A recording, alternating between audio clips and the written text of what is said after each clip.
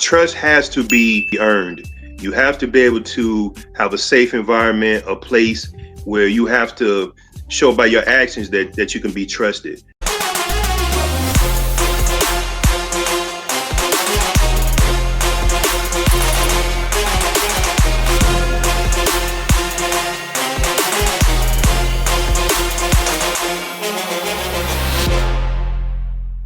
All right, welcome to another edition of the Journey to Freedom podcast. And so one of the neatest things about this podcast is we are highlighting Black men. And when we start thinking about highlighting Black men and we think about what we are contributing to our community now, what are we contributing to our society right now? What are we contributing to our families right now? What are we contributing to each other right now? When we're contributing to our, confidants, the people that we believe in? What we find out is that when we think about success, a lot of people believe that success means that you have millions of dollars in the bank or you have material things. They look at our cars, they look at our houses. Folks look at the clothes that we wear. But when we think about success, we think about in my mind and in the minds of folks that are doing is how do we serve others, move people forward, and help them become the people that they want to be. And once you start seeing that starts sometimes at a very young age. Sometimes it starts at an older age. When I think about my childhood and I think about the things that I've been able to do and the experiences that I've been able to have, those have been some successful times where there was somebody who took their time with me, that spent time with me, that allowed me to become the man that I am today. And so today we're talking to Chris Bowers, and Chris Bowers is one of those folks. He's one of those mentors. He's one of those people that was helped when he was a child.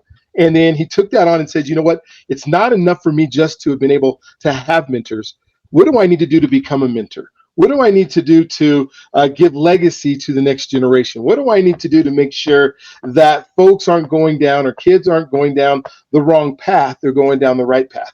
And so, Chris, just thank you for being on today. Thank you for taking your time, spending it with us, talking with us today. And maybe you can just, we'll start out with you just kind of sharing your story. I know you and I talked about your youth and what happened and you having some of the right people in your life.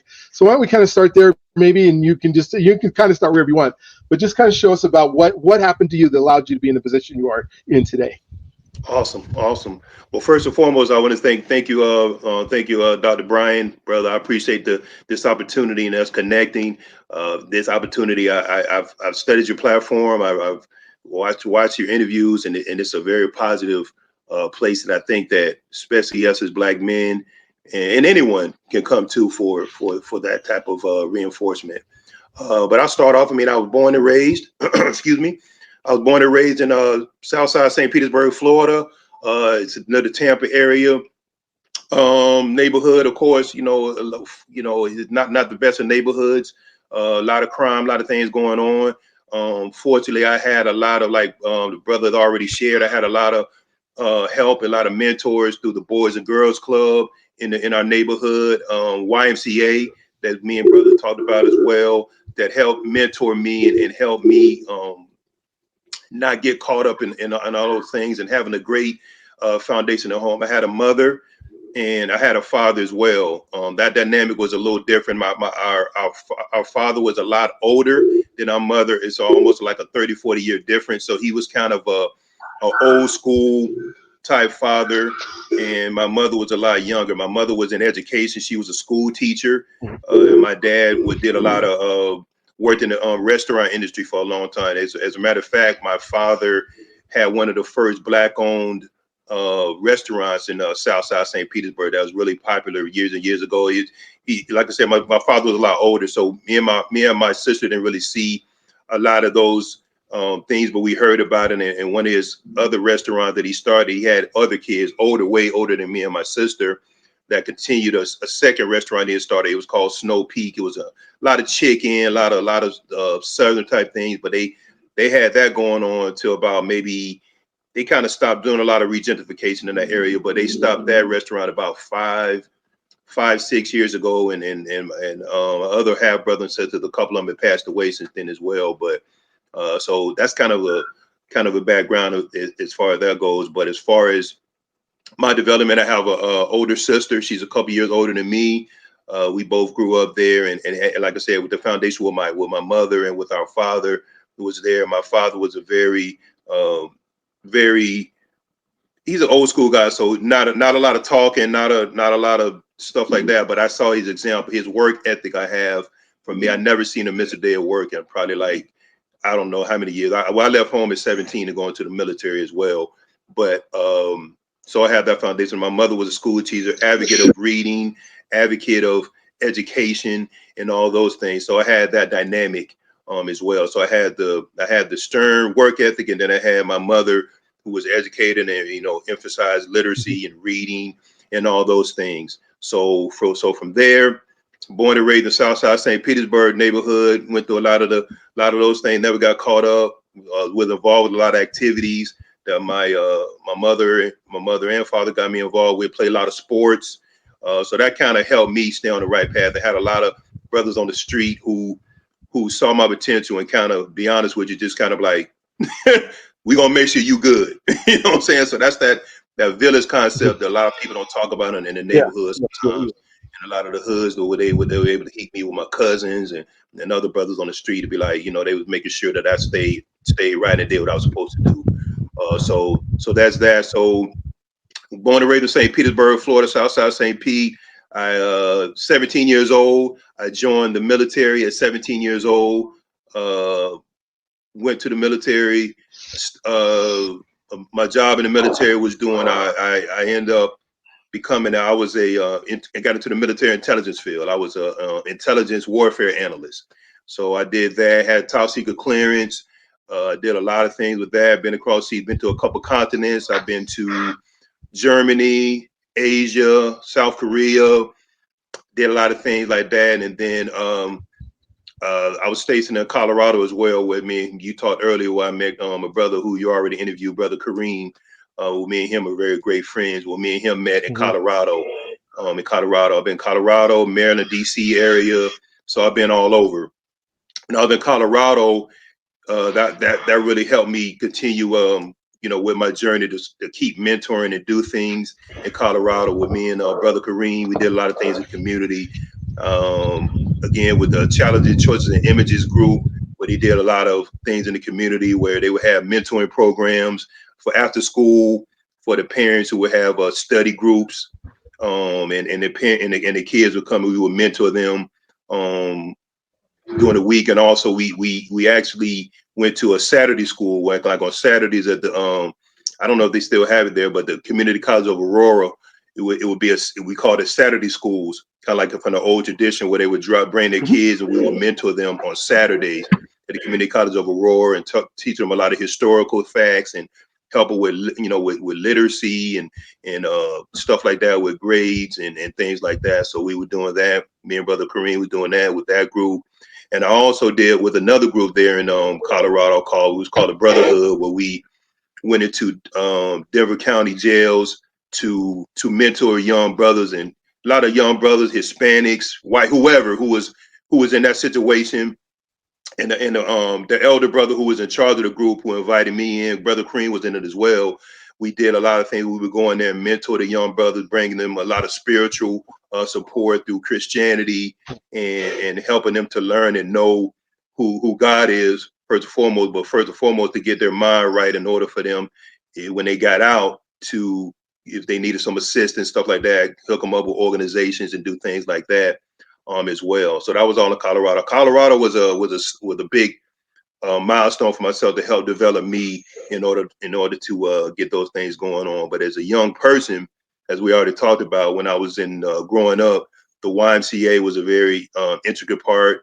The Boys and Girls Club, intricate part of developing me and getting my mindset in order to volunteer and become part of the Big Brother programs and do different things like that. So I did that in the military, got married to my beautiful wife. We just had our anniversary on May 22nd, 27 years.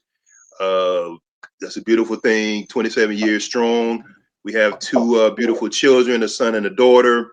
Our daughter's about to be 25 and our son is about to be 27. So one of them's 25, one of them 24, another one's 26 right now. So we poured a lot of into them as well. Um, they're great kids. And one big thing that we did do that I learned that we believed in homeschooling. So we took our children literally out of the school system because my experience with the school system, I kind of knew, kind of like even when I was going through school, how they tried to categorize a lot of black children, especially black boys, and try to put them in special education and things like that because they're very active. So it came to fruition in our lives. And I had a wife that was on par with it, where they was trying to say little things about our son and daughter in the second and third grade. So we took it upon ourselves. We literally pulled them out of school and we homeschooled them all the way to high school. That was a lot of sacrifice, a lot of things going on, a lot of financial struggles. I'm working 3, 4 jobs. My wife holding it down, took it upon herself, got the education, got the educational uh, uh, materials needed. And because during that time, it was years and years ago, they didn't have all these academies, and it's so much more structure now. It was kind of like do it your way in, and we got all the materials. And I had a very, very brilliant wife where she was able to hold it down while I was going to work and making sure the household was fine and doing whatever we needed to do. So that's well. I'm a hip hop guy, as a brother named Talib Kweli said, it was a beautiful struggle. So it was beautiful, but it was a struggle, but it was beautiful. So I'm getting to the point. Yeah, no, I appreciate that. So now just kind of fast forwarding it a little bit now. So now throughout the years, I really got involved with even when I was in the military as well. The things I was doing in Denver, that springboarded me. I continued doing Big Brother programs.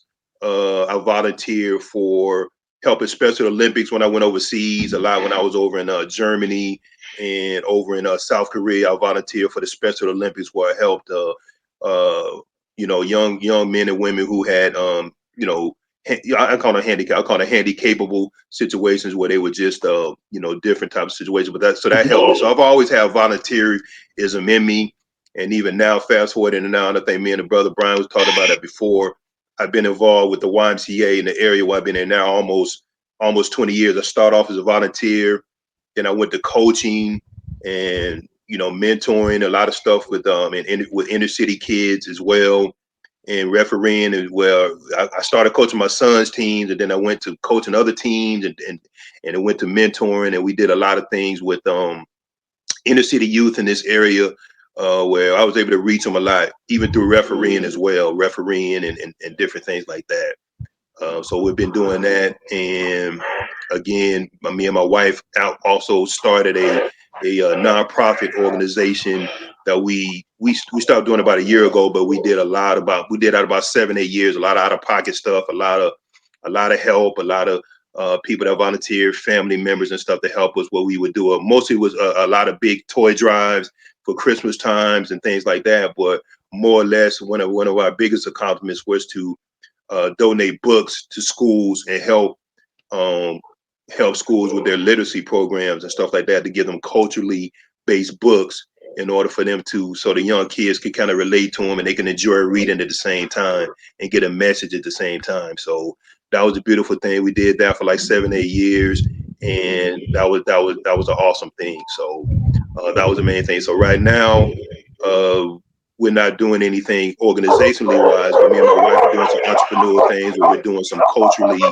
and some spiritual, like t-shirts and mugs and different things like that. We do all kind of things right now. We're doing some things like that, and still working with organizations like Brother Kareem, like we talked about before. We are certified as counsel, emancipation counselors and stuff like that. So we're able to certify to do that if we want to start a group and do other things like that. So we're still involved doing things like that, but just really focusing on family and our children. Continue to make sure our children continue to go the way they're going, and they're doing great. And that's it. That's it in a nutshell.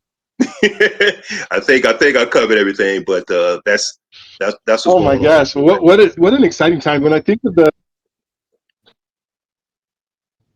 head, which was you came to Colorado so that you could become the person that you needed to be to do the thing that you were doing. And I think Yeah. about mentorship, and one of our pillars is identity and who we become. And Yeah. so one of the things that I think about when we're having this conversation is where were maybe some pivotal moments in your time where identity became important to you, where it kind of shaped who you were? And then as you're mentoring young people, what are some of the things that you do to help promote or to help create identity among folks? Well, I think it became really important to me. I think when I left home at 17 and I went to the military, when I went overseas and I met some very conscious brothers who kind of knew, not knew who they were, but was kind of going in that route.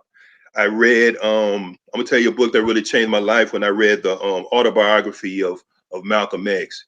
It really changed my whole mindset as far as identity and understanding and knowing who you are.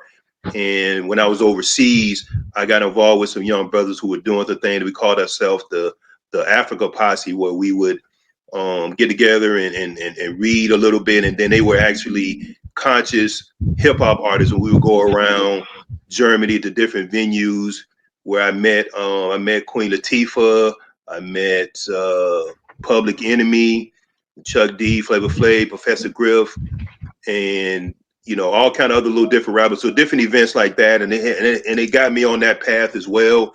But that helped me. So that was a real funny because I was still a little young guy. I was still a teenager. So that helped me. And even just I think even growing up too, my environment and stuff like that, I became conscious, with a lot of, with brothers helping me with mentorship, with the Boys and Girls Club, with the YMCA, with those situations. So that kind of started kind of developing who I was. I started learning my personality. I like small groups. I thrive in small groups, and I try to listen. I'm a very good listener, and I try to listen, and I try to learn from that situation and try to help people in those events. So I think that early on really helped me develop that. And then leaving Germany, when I left Germany, going to Colorado was big too. Meeting those positive brothers and sisters out there, specifically Brother Kareem.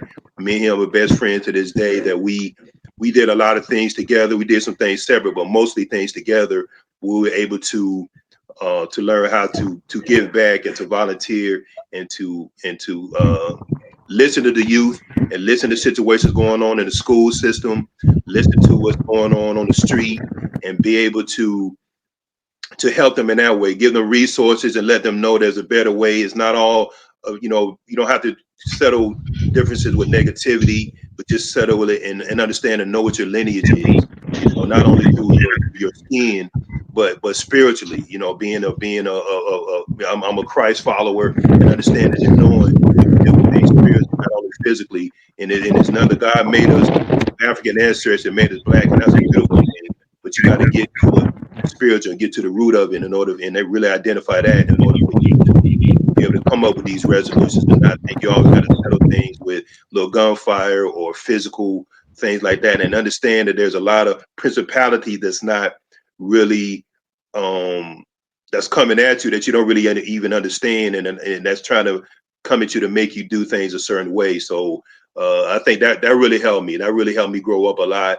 And really, I'm gonna be honest with you, meeting my wife for 27 years has really helped me to grow and learn, and having children has really focused me on volunteering and giving back and doing all these things, and you can't do it without someone being on your side and being a help for you. So my wife for 27 years, I couldn't do it without her. So that's a big thing. Mhm. And so I'm an advocate of that, and just making sure that you surround yourself by people like yourself and this platform, and other individuals who's going to help you develop and come up with solutions in order to go to the next level. So that's really helped me develop. So it's a combination of a lot of things. It's a combination of a whole bunch of people, organizations that help me to become the man that I am. But and being a father, being a husband, being the foundation and the leader of my household has made me grow up a lot. So that's big. So that's helped me to get my identity of who I am and feeling comfortable in who I am to this day. When I think of stuff you're doing with identity and the stuff you're doing, one of the things that we struggle with as a community is trust. Who do we trust? How do we trust people? I'm sure growing up and trying to figure out and navigate, hey, this would be a great place for me to be. I now, after you've been through the why and people have done right by you and they've helped you, you can now trust them. How do you teach the kids and the people that you're mentoring how to trust? Do you just show up and trust people off the bat? Do you have to develop that? What is that like? Yeah, definitely. Great question, doctor. Uh, yeah, trust has to be earned. You have to be able to have a safe environment, a place where you have to show by your actions that you can be trusted. So even though growing up, I went to places like the Boys and Girls Club, I went to the YMCA, I went to those places, and even my own family members, you have to be able to trust them. So you have to show that by your actions. So if you go to a place and you have to give it some time. You have to have environments where you make the person feel comfortable, you make them feel wanted and loved. So that's very important. So it takes time. So if I would always say, if you go somewhere, give it a little time. It's a lot of organizations out there that say they do this and do that, Mhm. but you might not And see it, but you have to give it a go little ahead. time. You have to see you should see what kind of actions that they're doing, not only with you but in the community, and see how genuine they really are, because people recognize real genuineness. So Mhm. you have to just take your time and develop that, and develop a circle of friends and family who you can trust, because unfortunately you have some family, friends, and loved ones who don't have your best interests at all times. People coming from a lot of, I know we're talking about trauma, and I think that might have been one of your pillars, and dealing with trauma. But a lot of people are coming from homes with very, very traumatic experiences, and I've seen that a lot, going into the jails and going into mentorships and after school, and dealing with a lot of trauma in school situations where they don't feel wanted in particular school districts or particular schools. So you have to get with organizations and get with individuals, like yourself, doing platforms like this, and individuals who you feel trusted and you can feel comfortable talking with and expressing yourself, in order for you to have that trust, because you have to build that trust, because if you don't have trust, you don't have anything, and that has to be for the foundation, even before you start doing anything. You have to have that trust. So look for it. I mean, sometimes it might take a little time. It might take so it's going to be some errors going on. You might pick some people who you thought were you can trust, and you can't. That is hurtful. It's something that happens, but even going through that pain, you'll still be able to find someone who you can trust or whatever. So there's organizations out there, there's people out there, but pick some positive places that you can go, because there's plenty of situations out there where you can't trust people. People out there doing negative stuff. It's easy to do negative stuff. Sometimes it's a little harder to go on that Mhm. straight path and do that. So you have to trust that, and that's why I tell you, one of my foundations is trusting in God, trusting in Yeshua, trusting in Jesus, and that's helped me to develop and do what I needed to do as far as that goes. And like I said, having a great partner, my wife, again, I keep emphasizing that. 27 years, May 22nd, we've been married 27 years. Where I had somebody who I can trust, and she's seen me in the good, the bad, the ugly, everything. And I know one of the pillars was health. Yeah, thank you, brother. I appreciate that. But I think one of the pillars was health, where I had a health situation where I had my beautiful wife who literally had to pick me up off the floor. The situation, I had an issue with my prostate, and men, please get your prostates checked, because that was a lifesaver. Fortunately, I didn't have any cancer or anything like that. I just had some issues going on with my prostate, but I was able to get through some very uninvasive surgery to get it corrected. But my wife was there for me. I trust her with everything. 27 years, and that's somebody who I could tell you is my trust factor is that. And other good friends, again, like I told you before, I have other military friends, including Brother Kareem, other brothers who I know, who I can trust. Where when I've been some down times in my life, I was able to call them, and I trusted them enough to trust to that I could tell them what's going on with my situation, and they'd be like, "What do you need, brother? Anything you need." And that's genuine trust, and that's genuine love that you need to find. It's hard to find. A lot of people say they got a lot of friends and A lot of people get caught up on social media and how many likes and followers they have, but they're really not your friends. I'm gonna be honest. I don't even go on. I don't have any social media. I've never been on social media in my 52 years on this earth. So, but I could tell you, genuine friends, you'll know who is genuine. You might have to go through a little bit, go through some disappointments, but find out who you can trust. You can find out by their actions. Don't just listen to words, because people say a lot of low fancy words, but then you can't really trust that. So just take your time, young individuals, young, old, in between, and you'll find it. Trust me, it's a process, but you'll find it, no doubt about that. Gotcha. One of the things that we talk a lot about trust, and we talk about associations and people that we hang out with, and sometimes you can't trust people, and there's reasons, because they might not just have good character, they might not be good people. And one of the things that I find hard, and I know you work with youth a lot or young men, is getting away from those bad associations. When you can't trust somebody, it's time to, tell them to kick rocks, or separate yourself. Sometimes it's harder because it's family. How do you teach or help people understand that it's okay that everybody doesn't have to love you, and everybody that you still don't have to hang out with them? How do you help them navigate that? Yeah, no, that's that, and that's the difficult question. I think that I think just realizing it's okay to not be okay. You know what I mean? It's okay that you hung out with some people, and they're not so good, but it's okay to leave those people alone and distance yourself, and not feel like you have to hang out with that crowd because they're in your neighborhood, because they're close proximity to you. Sometimes you might have to get out and go, if you can. Every time everybody's not able, but sometimes you might have to. It might be a local church. It might be a small group. It might be a Bible study. It might be something where you can go somewhere that's kind of not the norm that you might see in your neighborhood, in order for you to learn different strategies and how to cope with people.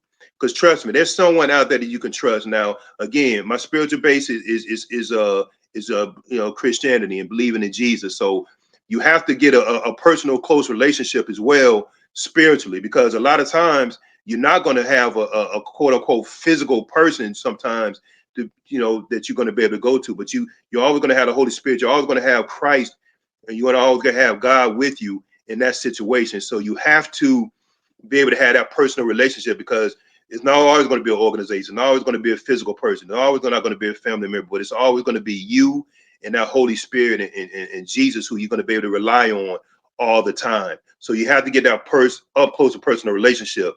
Until you really get that and understand that, because we all continue to grow, even myself, learn that you have to continue to be patient and try to find that organization, or get with organizations in your community that's doing something. And it's going to be hit or miss sometimes. It's going to be some times where you're going to be very disappointed. You're going to be heartbroken. It's not going to be some things going to be done, but you have to continue to have the trust to find those different situations. But I suggest, and I pray that you have to get that personal relationship, because when it all boils down to it, it's you, and it's you and the Holy Spirit. It's you and God who's going to have to deal with the situation. Because when you by yourself, wherever you're at, on the street, at home, and wherever you're going, it's going to be you by yourself most of the time. You're not going to always have people around. You're not going to always have a great friend, or a husband, a wife, a girlfriend, or whatever, to be able to pour into and to help you. So you have to get that personal relationship. And I pray that you understand and know that, and accept Jesus and accept that personal relationship, because that's what's going to get you over in situations where you might not have that organization, or you might not have that positive outlet, even though there's plenty of them out there, and you have to seek it, even in counseling and therapy and all the other things. So I really recommend that, and you have to do that, and keep and just have the faith. Just reach out. There's something out there, and someone out there for everyone out there, organizationally wise, and all the other stuff. But again, you have to get that personal relationship with God in order for you to be able to go home wherever you at night when you're by yourself, no one around you, no fancy organization, no titles, no nothing. And you have to be able to look in that mirror and understand and know and see who God is and understand that relationship. So I recommend that definitely and get with again, platforms like this are very helpful. Listen to this brother and listen to these platforms. This is going to give you. He's bringing in brothers who going through some things and can help you. And do social media. Like I said, I'm not a social media person, but this social media I'm down with because it's positive and we're reaching the masses. So I support that 110%. I love it. You talked about your faith and how important that is to you. Yes, sir. And when we go through things, because we all are going to go through stuff. I mean, that's part of the human existence. Yes. How do you integrate your faith into making your decisions, into getting through tough times, and then also when things are going well? How important or how do you do that, especially when you're mentoring folks? I mean, it's obvious that you're not afraid to say, "Hey, this is what I believe in. This is who I am," Yeah. as a witness. But there's so many people that struggle with integrating their faith because they think that if I say something or I don't act like the people who I'm around, sometimes that they might not love me or they might not care for me. How do you Yeah. do that and make it effective? Great question, Doc. I mean, it's tricky, but I think you just have to be confident in what you believe and confident in what you're trying to portray. Like myself, like I said, it hasn't always been an easy transition for me. I mean, my faith has I put everything before we make any decision. We pray about it. We ask for guidance, excuse me, in all situations. So you have to just be confident and know that if you whatever decision you make, you have to, have some kind of counseling. You have to pray about it and ask for the Holy Spirit to guide you on whatever your decision is going to be. And sometimes, you're going to make a decision and you feel like you were led to do it a certain way. You're going to make mistakes. Be okay with that. There's nothing wrong with mistakes. We all make mistakes. None of us are perfect. No, not one. So be confident in that. So, but anything, brother, that my family is going through, me and my wife making decisions, whatever situation, financial decisions, purchasing, whatever, we always pray about it. And that's the Holy Spirit to guide us on what we would do in that situation. So it's a tricky situation, but you have to, it's like you need to, you either do it or you don't do it. And then you're going to see results one way or the other. And don't be afraid to make mistakes. God got you. Don't worry about, oh, I felt led, I need to make the decision and I made it and I made a mistake. Don't worry about that. You know what I'm saying? Because we all go through different situations. We all make mistakes. We all fall down, but we can get up. And don't worry about what other people are saying. Don't get caught up and please. And I'm not anti-social media because we're on social media right now with this beautiful brother right here. But I'm just saying, don't get so caught up in the likes and thinking that these, a lot of people on this social media really, really have your best interest at heart. So be confident in that. Understand you're going to make mistakes, but understand, always pray and ask for that guidance. And if you can get with great people who have that same faith and who have that ability, pray with them. It's power in prayer. When there's two or more gathered in your name, he's present. Right now, he's present with me and this brother. We prayed about this before I even came on this interview. Me and my wife and other prayer warriors that we have. So understand that. Know that there's power in unity, but knowing that you have to do it, because if you don't do it, you're going to see the results. And if you do, so you're going to either have the results or you're not going to have the results. But understand that there's nothing wrong with making mistakes and falling short sometimes and getting with people sometimes who might not have your best interest at heart. But know that God got you, that it's okay. Everything's okay. Yeah. Gotcha. Uh, Yeah. How do you cultivate relationships? Because relationships are so vitally important. And I think we tend to try to do stuff on our own. Like everything has to be done by ourselves.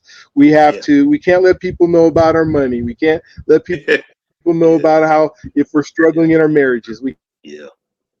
Yeah.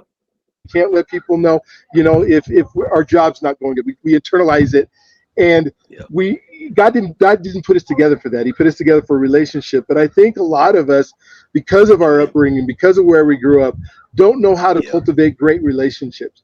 What would you Yeah. say? I mean, you've been married 27 years. You have great friends that you're able to talk to all the time.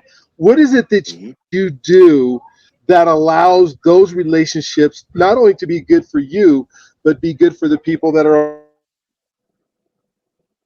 on the other side of it? Another side. I'm gonna be honest with you, brother, and I think what we have to do is you have to be able to listen. You have to be able to listen to people and let someone express what they're feeling and listen. I think God blessed me with a gift. I think to be a great listener. I was grew up around a lot of elders and stuff like that, and I was able to sit and listen. So if you listen to people, I think they'll respect you more, and not just be so quick to come out and just, hey, I'm going to give you this advice to do that, do this. Listen to them, and even with all the experience, brother, that we talked about, all the mentoring and all the things I've done, the thing that impacted from going from the Denver public county jails to young brothers and sisters being ostracized in school and stereotyped in school, we sat down with them, we listened to them.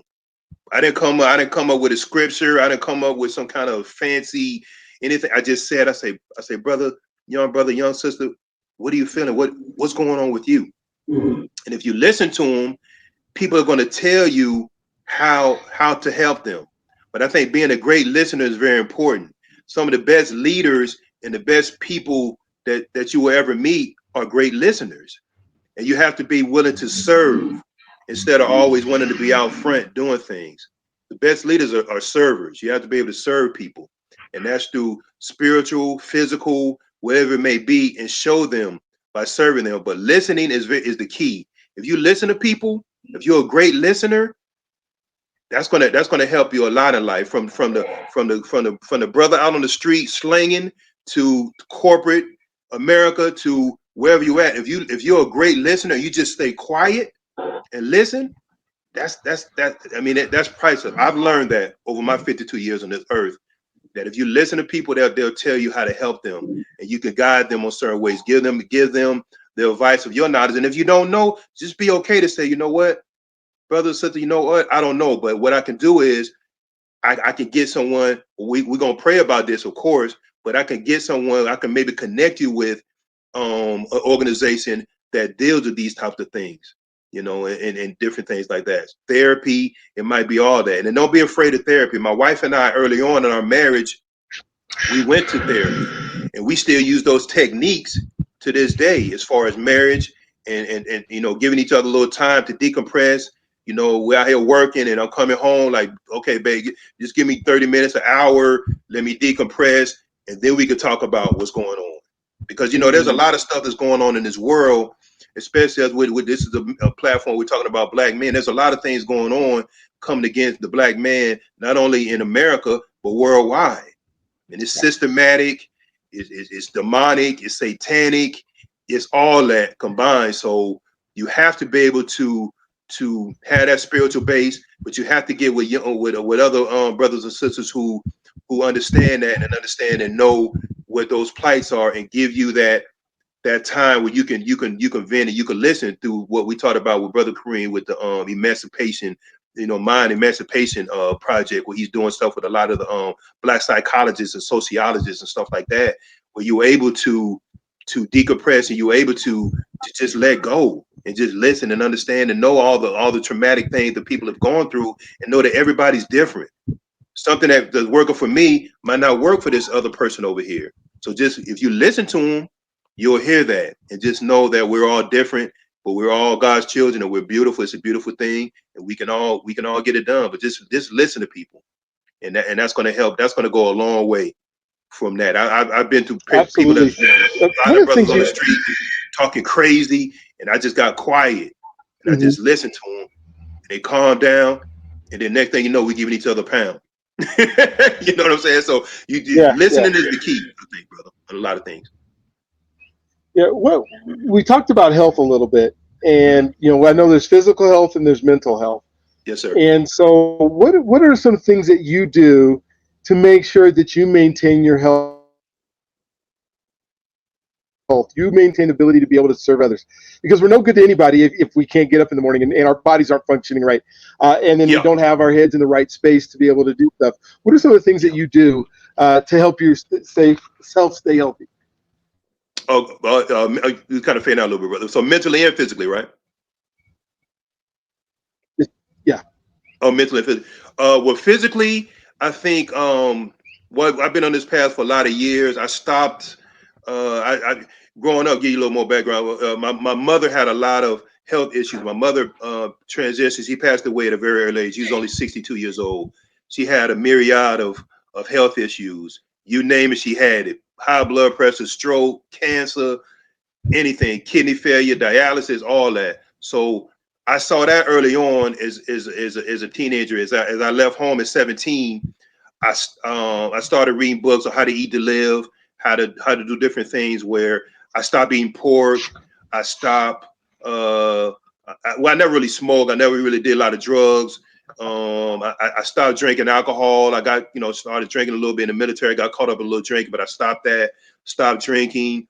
I started, taking exercise a little bit more. Got with a lot of young brothers who were really into health, lifting weights and all the other things now, different things like that. So taking care of my physical, and as far as that goes, and it's even catapulted me to this far. Even my wife's on the same page. My wife is not a total vegan, but she doesn't really eat a lot of meat, a lot of plant-based things, stuff like that. I'm not there yet, but I try to.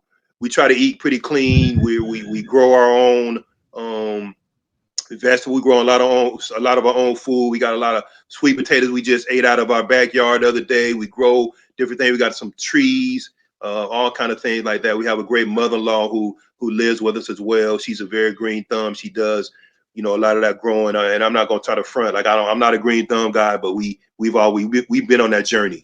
But growing that, eating stuff out of your own garden. I just ate some stuff to the work the other night. I mean, just eating sweet potatoes out of the garden is a beautiful thing. So trying to eat as clean as possible. I know that's kind of hard to do sometimes. A lot of food deserts in a lot of our neighborhoods, unfortunately, but try to eat as clean as possible. Um, drinking clean water. Try to get out of the bottled water stuff too much. Try to get some filtration systems that you can use to drink water. Try to get away from that as well. Just things like that. Exercising every day. I'm older now. I'm not so much going to the gym hardcore, but I've learned how to do quick workouts. Hit it really hard, and then you get all what you need within 20-minute workouts, 10 really, really hard. Me and my wife do that. We keep each other accountable for that as well. And mentally every day we get up and we read the word, we read the Bible, we read some scriptural things, some meditation things that we try to start our day with and end our day with.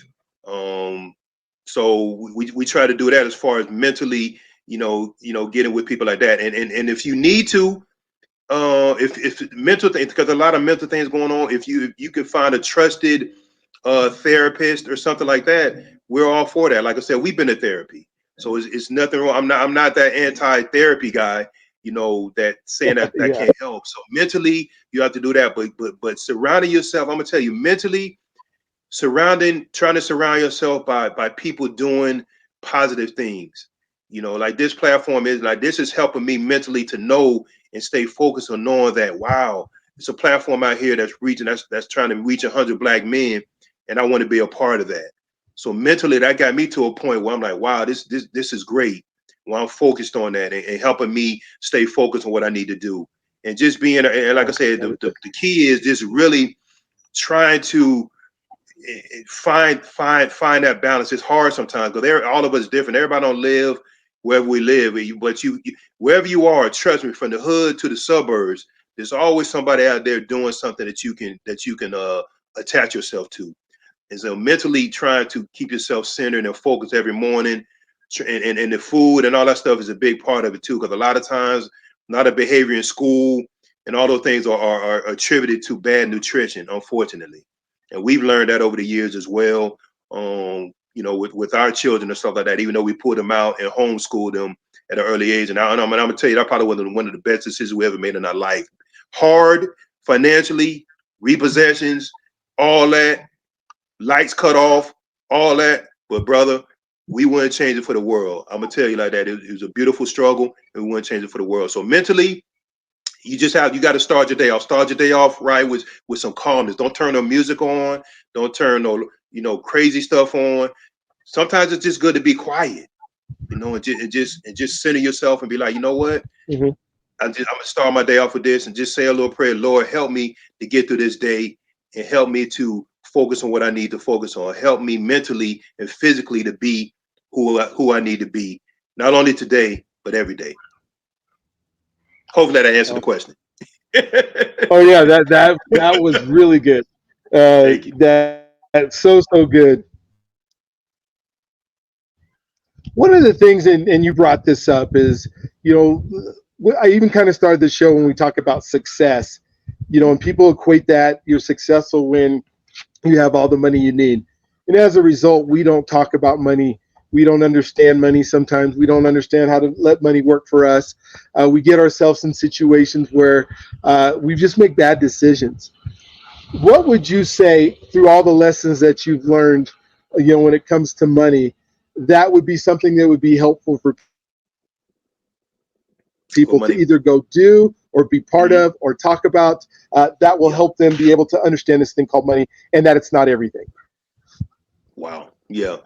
Yeah. Great question, because a lot of us don't really understand what. And I'll be honest with you. Myself and my wife, being married 27 years, we made a lot of bad financial decisions that we just didn't know. But really over the last few years, and I keep bringing my wife up. I love I'm telling you, my wife is. I love I'm telling you, bro. If you get your partner, man, get your wife, whatever. And a partner, man, a husband, or wife that's going to be with you. My wife is a advocate of she's an advocate researcher. So over the years, she's built back up our credit to the point now where we can apply and get credit. We can get loans. We can get different things. We can make financial moves or whatever, just by learning about credit cards. I don't want to go too crazy with the credit card thing or credit like that, but you have to have, unfortunately, in this world, you have to have good credit. And good credit is going to dictate whether you get jobs now, insurance, all those things. So we have to understand that, not only just paying your bills on time, but there's other little things, statement dates, paying things on time. There's a whole bunch of things that we haven't really been privy to over the years, and we haven't really learned. But we've learned that through me and my wife subscribing or seeing people, social media again, who actually we subscribe to, that actually showed us different techniques on how to be able to get credit and get your credit score up, where you can apply for different credit cards and stuff like that. So research that. Everybody's on social media. There's a lot of um uh organization and apps and stuff like that you can apply to help you, get your credit right. But there's a lot of stuff, like, saying, as far as money moves and stuff like that. We are homeowners. Owning a home I think is very important. We're looking at maybe doing some other things too, maybe getting some property and stuff like that. But that's a little bit, we're still working on that. But owning our own home, we as a veteran, I'm a veteran as well, so I was able to purchase our home as a veteran, and got good rates and all that, no down payment type stuff. But there's a lot of first time home ownership things out there. There's a lot of programs out there to help people, with that. But as far as money management, there's, you have to, before you make any move, credit cards and stuff like that, understand and know, if you have all these credit cards, there's different dates on it. There's statement dates, and then there's payment date. You want to be able to pay it off before the particular statement date, in order for you to have it reported positively for your credit, to make your credit score go up. My wife knows a lot more than that than I do. I just know a few basic things. But get with individuals and money individuals who might be in your community, or through via internet, that can give you little tips. They got a lot of free tips out there that's going to help you, but you have to take your time, excuse me, and do it. As far as, buying cars and all the other stuff, we stopped getting into the whole buying $40,000-$50,000 car type thing. We're not on that. Get you a nice used car, and just that's, that's still pretty, saying pretty relatively new, but you're not going and dead having to pay $500-$600 car payments and stuff like that.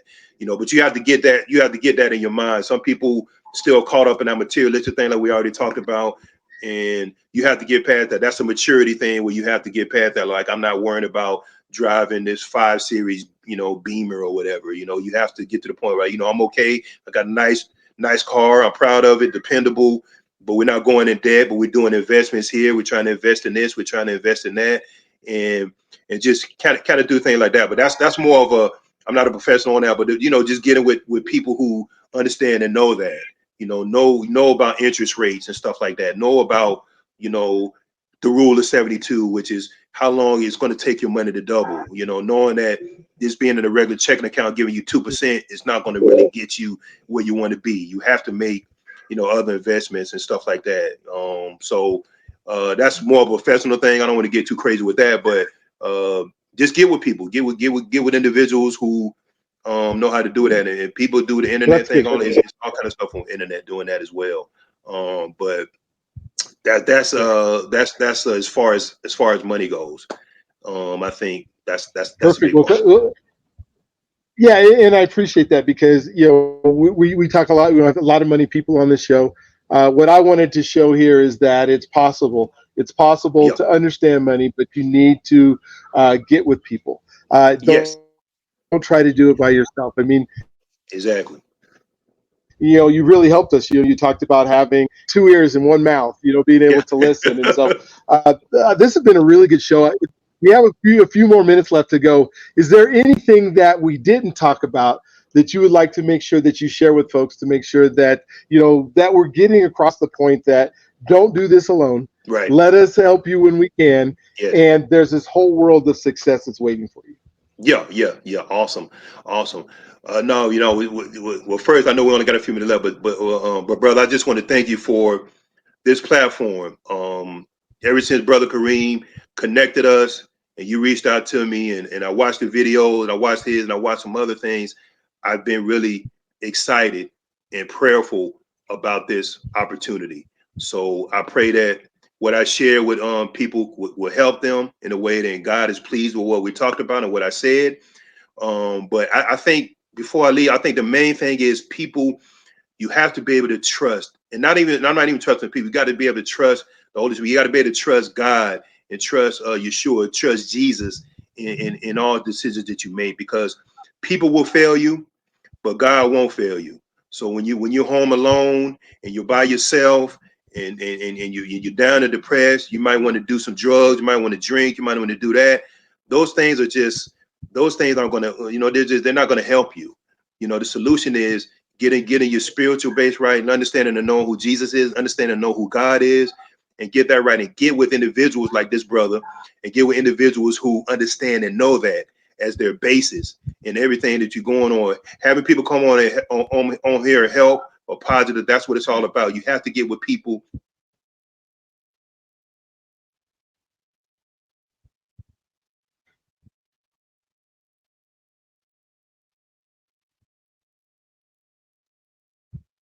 and just understand and know how important it is. Something happened to this. Okay, screen went blank. But yeah, just get with individuals who best interests at heart. I've been blessed to have someone in my life, almost over half my life, for 27 years, that we've grown together. We made mistakes together. We said some things that weren't right with one another, but we're still together through the grace of God. So I got a beautiful sister who, a queen, I'll call her, who has helped me to be all those 5 pillars that we've kind of touched on a little bit. She's helped me with my health. She's helped me with finances. She's helped me with my identity. She's helped me with everything that these 5 pillars are talking about. And that's my story. I'm not saying that's everybody's story, but what it's telling you is, you relationship wise, you have to get with somebody who's going to help you get to that next level. But your first relationship you need to have with the Holy Spirit, with God, with Jesus, and get that as your foundation.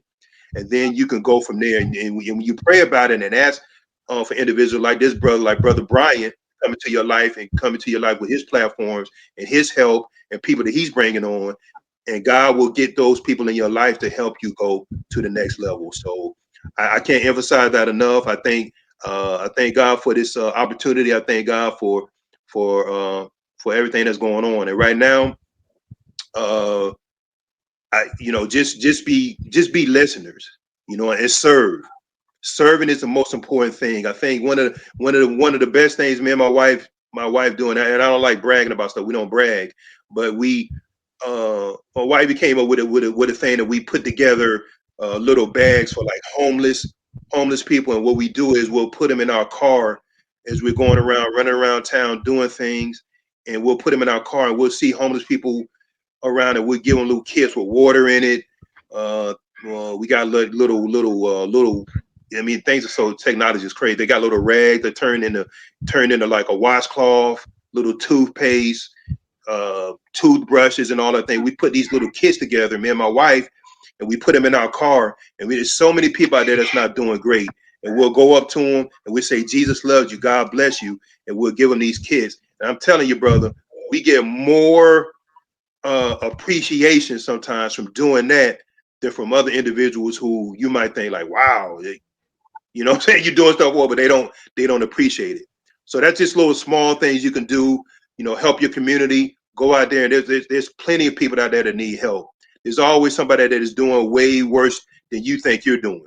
You think you're having a bad day? Try to go out there and see somebody who's been out on the street for years and years. And again, I'm a veteran as well. That's very heartfelt for me because there's a lot of veterans out there, and I know how sometimes the VA doesn't support us the way we should. I've even had some issues with them myself, but go out there and support people. There's a lot of people out there, very, very intelligent people. People just fell on hard times. A lot of people just maybe a paycheck two away for being homeless themselves.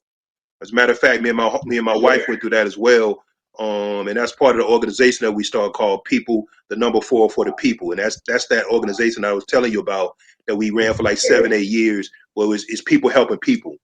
Because people helped us when we were going through that little homeless situation where we were in between how we were about to be homeless, but people stepped in and supported us and helped us, and we just paid it forward, and we came up with the organization, and it just blossomed into doing stuff during Christmas time, back to school giveaways, going into the schools, helping literacy in schools, and that just lets you know if you just put yourself out there and just let God use you, that can happen. It can blossom into something, and into serving and doing what He will have you to do. So awesome! I thank you, brother, for this opportunity, man. It's been a blessing. It's been a pleasure, and I look forward to maybe we can speak again another time. That'd be great.